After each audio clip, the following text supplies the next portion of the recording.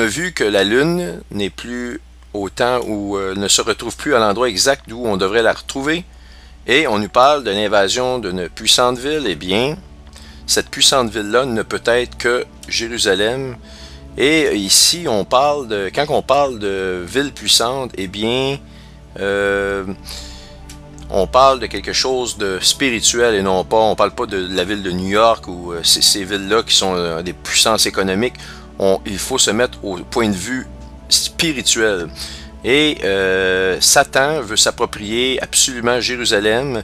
Et la raison de pourquoi il veut s'approprier Jérusalem, c'est qu'il veut y reconstruire le temple, le troisième temple que vous attendez, les chrétiens, que vous avez les yeux souvent à savoir, vous attendez la reconstruction du troisième temple. Eh bien, ce troisième temple-là, ce ne sont pas les Juifs qui vont le reconstruire. Je peux vous dire que ça va être l'Antéchrist.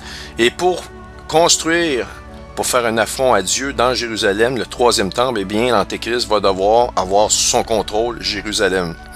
Et donc, je vais vous donner un exemple de ce qui s'en vient. Et encore une fois, on nous parle des événements pour le mois de septembre 2011. Exactement le même mois que Lénine va s'aligner avec la Terre. Quelle coïncidence! Excusez-moi. Donc, cette réunion-là ici qui a eu lieu le 11 juillet, du 11 juillet, c'est-à-dire au 26 juillet 2011, eh bien, ils ont discuté avec les Nations Unies pour se saisir de Jérusalem, d'Israël, et pour le mois de septembre. Et ça, sans l'assentiment d'Israël.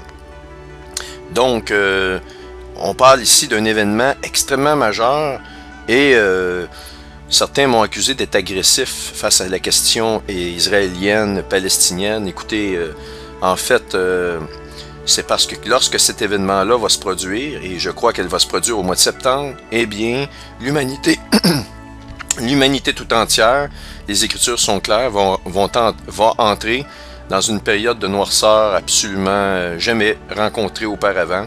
Et je crois que c'est l'aube d'une guerre nucléaire au Moyen-Orient, et c'est l'aube de la Troisième Guerre mondiale, et c'est l'aube de troubles beaucoup plus grands que ça. Je peux vous dire une chose, c'est vraiment le début, c'est l'élément déclencheur, et vous n'avez pas idée de ce qui se produit.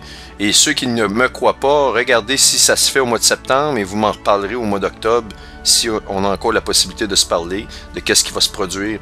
Mais je peux vous assurer que ça va changer énormément de choses, et très rapidement dans le monde. Alors, voyez-vous, on parle un débat à savoir si oui ou non ils vont se saisir de Jérusalem, d'Israël, des terres d'Israël en septembre, toujours encore le mois de septembre, et diviser Jérusalem par l'établissement d'un État palestinien sans négociation ou l'approbation d'Israël. Je veux dire, écoutez, on parle d'une invasion d'une puissante ville ici. On l'a. Ça arrive. Et ça arrive fin septembre, exactement quand la comète que je vais vous montrer dans les versets suivants, qui correspond complètement à Lénine, eh bien ça correspond, cet événement-là, à la fin septembre, à l'alignement des Lénine avec la planète Terre. On continue. Eh bien, maintenant, je vais continuer. OK.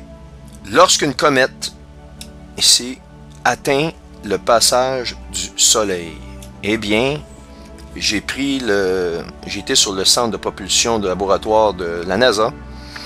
J'ai aligné le diagramme de telle sorte que l'étoile Sirius se retrouve en avant et l'étoile Vega en arrière.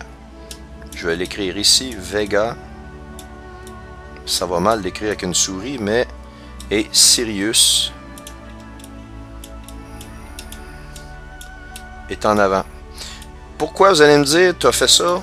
Eh bien, je vais vous donner la réponse, c'est que le Soleil, qui est ici, au centre, eh bien, s'en va de l'étoile Vega qui est derrière nous dans l'espace, en suivant cette ligne-là jusqu'à vers l'étoile Sirius. Évidemment, le Soleil a l'apparence d'aller en ligne droite dans l'espace, mais il ne va pas vraiment en ligne droite. Si je dessine ici la galaxie qui a l'air d'une grande spirale, la Voie lactée, eh bien le Soleil se retrouve environ à cette position-là et tourne environ comme ça, et ça lui prend 26 000 années plus ou moins à faire le tour de la galaxie. Mais pour nous, sur une période de 100 ans, on a l'impression que l'étoile, notre Soleil, va en ligne droite. Et donc actuellement, les deux étoiles directrices, c'est Vega et Sirius. Je vais rafraîchir l'écran, elle est rafraîchie. Maintenant, je l'ai placé exactement dans la façon dont cette ligne-là, ici que vous voyez, la ligne jaune verticale, eh bien, ça soit le chemin du Soleil. Et le Soleil va aussi avec, il y a un certain angle, c'est-à-dire qu'il se promène dans l'espace avec un certain angle qui est assez faible, mais ne va pas nécessairement suivant une horizontale parfaite et va en montant un petit peu actuellement. Et il va osciller comme ça toujours, en descendant comme un sinus si vous voulez. Il s'en va dans l'espace en faisant vraiment une ligne comme ça par rapport à un plan. Et c'est pour ça qu'on s'en va actuellement. En montant, on va bientôt traverser l'écliptique galactique. Ça ici, c'est dans le milieu de la galaxie, l'équateur galactique en fait, pas l'écliptique galactique, mais l'équateur galactique. Et donc, pour faire une histoire courte, donc le Soleil il s'en va avec une légère pente. Mais ce qui est assez incroyable, c'est qu'Hélénine se retrouve un peu sous l'écliptique, donc exactement où le Soleil est passé. Ça prend des caractéristiques absolument incroyables pour qu'on puisse dire qu'une comète ait vraiment traversé le chemin du Soleil. Et donc, Hélénine l'a réalisé le 6 septembre, donc ça vient d'arriver. Et le 6 septembre, eh bien, ça correspond, si on le prend dans le calendrier julien, eh bien, au début du calendrier Maya, le long compte. Donc, de l'an 3114 avant Jésus-Christ, le 6 septembre, dans le calendrier julien, eh bien, ça correspond au début du calendrier Maya. Ça, c'est peut-être une drôle de coïncidence, mais c'est assez incroyable. Donc, le 6 septembre, Hélénine a vraiment traversé le chemin du Soleil. Et qu'est-ce qu'on nous dit par après? On nous dit que le champ, donc ça ne peut être que le champ magnétique, parce qu'on ne peut pas parler d'un champ de vache, le champ va être diminué. Donc, le champ magnétique ici diminuerait et un tumulte va se faire entendre, un uproar, qui veut dire tumulte ici, double à twice. Ça veut dire deux fois ici, on voit le mot twice. Donc, à double reprise, on va entendre un grand tumulte.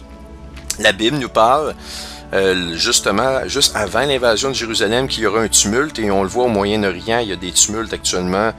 Et comme